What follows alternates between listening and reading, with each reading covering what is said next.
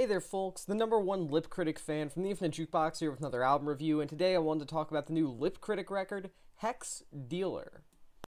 I think at this point in history, it kind of almost goes without saying that the state of New York, you might be familiar with it, has produced some of the most groundbreaking artists and bands of all time, at least throughout alternative and experimental music of various genres, especially if we're talking about punk or punk-adjacent material. I mean, whether you want to talk about how the 60s and 70s underground was defined by bands like the Velvet Underground, Suicide, and Television, or how the 2000s indie rock music scene was often reflected in bands like TV on the Radio, Interpol, and LCD Sound System, I feel like no matter what, there is a lot to say about New York and New York City's place in musical history. I don't think that it could really be argued against them that they are, as an entire state, one of the most important places on the entire planet for experimental, avant-garde, alternative music,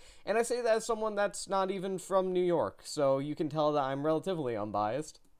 That legacy of producing consistently groundbreaking bands continues to this very day, with some of the most beloved experimental punk bands out there hailing from New York. Bands like Model Actress or even Venus Twins, for example, being examples of New York bands that the entire state as a whole has produced that have gone on to become critical darlings to some degree, built up cult fan bases within the past couple of years, the kind of bands that, in all honesty, will probably be reflected upon in a couple of decades as definitive artists of a very specific time period, much in the same way that the Velvet Underground are, that Television are, that Suicide are, that Gorilla Biscuits are, that LCD Sound System are, etc., etc. And now we are here in 2024 with the first full-length studio album from the band Lip Critic, a group that has been around for a few years at this point. And while I do think there's a lot of great stuff coming out of New York right now in terms of punk-adjacent material, I really do think that this is one of the most impressive albums within the realm of just more aggressive music in general that I've heard in a while. I mean, look, we're at a point in history where synthesizers in punk music isn't some sort of crazy thing or anything like that, but with that being said, I really do feel like Lip Critic, their debut studio album, Hex Dealer, really remarkable, and, you know, here's why. Lip Critic's debut studio album is immediately set off to a pretty electrifying start overall due to the very presence of frontperson Brett Kaser, who is honestly maybe one of the most striking voices, one of the most striking charismatic personalities that I've heard in punk in general in a while, if we're talking about newly debuted artists at least. And look, due to the synth-punk nature of Lip Critic as a band, due to the somewhat intentionally rambled nature of Kaser's vocal style, the MC Ride comparisons are bound to flood in like a tsunami, but at the end of the day, I think that has more to do with the average Rate Your Music user not knowing any heavy synth-based music beyond Death Grips than it does Lip Critic really sounding like anything else out there at the moment, but I digress. Kaser's presence is generally very domineering in the best way. Their vocals on tracks like Love Will Redeem You are unhinged and generally chaotic in this way that I feel personally really ties together Hex Dealer stylistically, and ultimately they make for an extremely important presence and an extremely exciting presence within this band and within the entirety of the sort of New York underground alternative scene as a whole.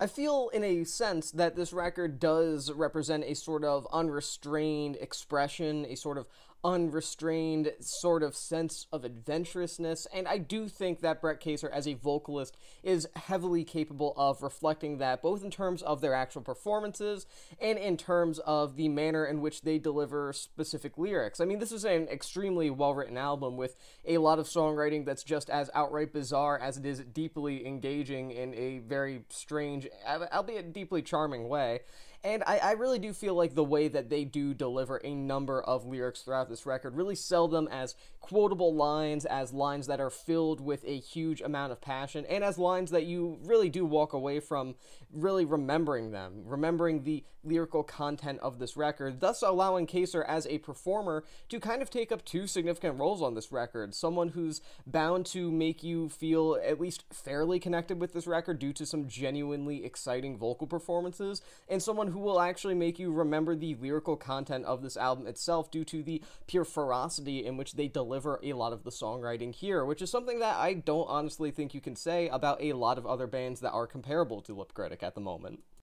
You know, for example, one of my favorite lines on this entire record, "Now I Gotta Die Just Because of What I Did," from the track Milky Max, is a great lyric on its own, in its own vague and enigmatic way, but the reason that it really works in the context of this record is because Kaser really does manage to 100% put every ounce of passion that they have into just one specific line, and that degree of effort, that degree of pure energy and liveliness is never let up once throughout the entirety of this record. They are constantly in your face, and they never stop swinging, and ultimately I think that makes for one of the best vocal performances I've heard this year so far. So yeah, I am sort of biased towards this band from a conceptual standpoint alone. I'm a big synth-punk nerd, that kind of thing interests me. I went into this album knowing I would probably like it, and they are a great band, conceptually, musically, but with that being said, I really do feel that the vocal work here, again, ties things together stylistically in a way that I feel is ultimately really essential in how this album functions and the successful, constant degree at which this record is executed. There is so much energy going into this record, and ultimately it all comes out in a way that feels completely unrestrained, yet at the same time never uncontrolled in a sense where things feel sloppy, and I think that at the end of the day, this is, from a performance standpoint, one of the best records of the year so far. And I think that can certainly be seen in the actual instrumentation itself as well, which is very non-traditional to say the least, though I feel like some of the best bands are non-traditional, so I mean, nothing like getting right into it by just having your lineup not make sense at all. But first, I do feel that it is pretty essential to say that the kind of brand of synth-punk that Hex Dealer does deal with throughout its runtime never really feels repetitive or redundant if you compare it to other synth-punk bands out there. In fact, I would actually go as far as to argue this doesn't really sound like any other synth-punk bands right now, at least, and any older bands that you could maybe compare Lip Critic to, i.e. Nervous Gender, I kind of feel like any sounds that they are inspired by, that they're taking from, ultimately are completely reinvented and regurgitated, and I mean that in a positive way, here in a way where it feels completely unique, it feels completely different, and that's what ultimately makes Hex Dealer such an interesting record to me, among various other things, is that it does feel like an album that's taking sounds that if you as a synth-punk fan have heard, is putting them in just a completely new light, and it ultimately kind of baffles me, and that's why I feel like throughout this review I kind of struggled to find the right words to describe this record, not because I didn't enjoy it or because I didn't walk away with thoughts from it, but because I genuinely think that in the context of synth-punk alone, this is a pretty lone wolf kind of album. I mean, again, obviously there are albums you can compare Lip Critic as a band, as you can compare Hex Dealer as an album to, but as a whole, I just don't think there's anything out there that I could directly say, oh yeah, this sounds like this, and that's just a phenomenal quality that I really do look for in albums that I feel generally end up kind of blowing my mind in some way, and this record is definitely up there.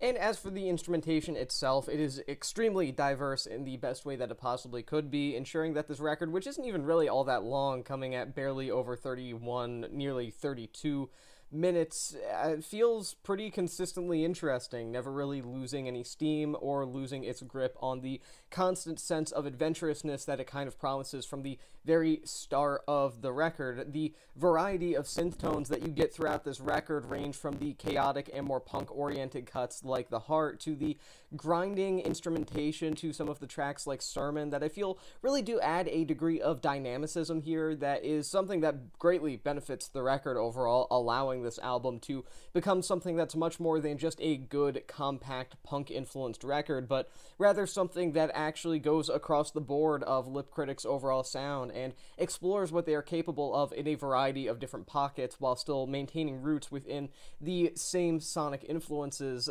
again, allowing for something that I feel is filled with much more variety and is ultimately, in turn, much more engaging than I think it really has any right to be.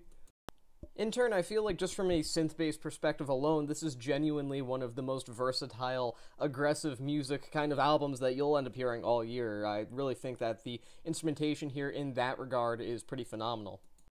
Connor Kleitz, as well as Brett Kaser, bring the synths to life here with some pretty excellent production overall. Meanwhile, Danny Aberli and Elin Natter act as dual drummers here, a la the Butthole Surfers circa 1984. And while that is a very, very specific thing that only a handful of bands that I know of have done over time, the idea of having two percussionists at once, I just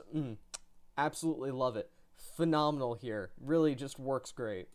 In all seriousness, the added weight of the extra percussion really does add a lot to this record, with the album definitely needing a pretty strong rhythmic backbone to add to its overall depth and its overall size sonically, and I really do feel that is very well executed here. I think this record is an album that, despite being a sort of garagey, definitely scrappy, underground punk band from New York, sounds like a massive, extremely well-practiced band that somehow at the same time still manages to stick with those extremely raw DIY roots, and that's something I can greatly admire here, how this record manages to be polished, but not polished to the point that it loses its edge. In fact, I think this album actually has a huge amount of edge, which is why I think it's as great as it is.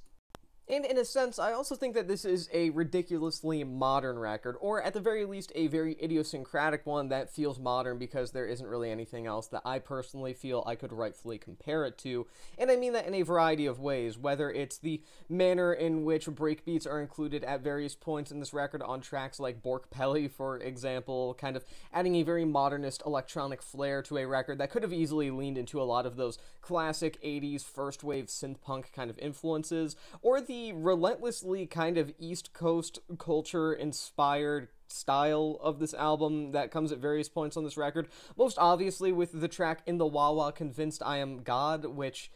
I mean, amazing song title, and as a sort of Northeasterner myself, I appreciate the Wawa name drop, truly one of the greatest things any band has done in this country so far this year. But ultimately, it's those small quirks, it's those very small details that add up over time and make for something that is more than just a really good but odd punk album, synth punk album, electronic album, whatever you want to consider it. I think that ultimately, all of these things add together to make for not only one of the most unique bands that I've heard this year that have debuted within fairly recent memory, but just one of the most unique albums period this year. I truly think you are hugely missing out if you don't give this one a listen. So, yeah, I mean, Lip Critic, what else is there to say? A bizarre electronic punk fusion band hailing from New York, constantly creating this very scrappy and violent sound that nonetheless is restrained enough to really work out from a compositional standpoint. One of the best vocalists out there within the punk scene right now. A number of talented instrumentalists constantly creating an incredibly unique sound for themselves, carving out this very unique niche within punk and experimental music at large. A pretty perfect runtime of just a little under 32 minutes, allowing this record to not ever feel too terribly bloated, and songwriting that is just as absolutely baffling at times as it is extraordinarily engaging, with tracks like Spirit Bomber or, again, In the Wawa Convinced I Am God, being among those that really stand out as some of the most interestingly written songs that you'll get within all of alternative underground kind of music this year in general. It's just a really great album, and if it came across like I was struggling to describe this record in this review, it's because I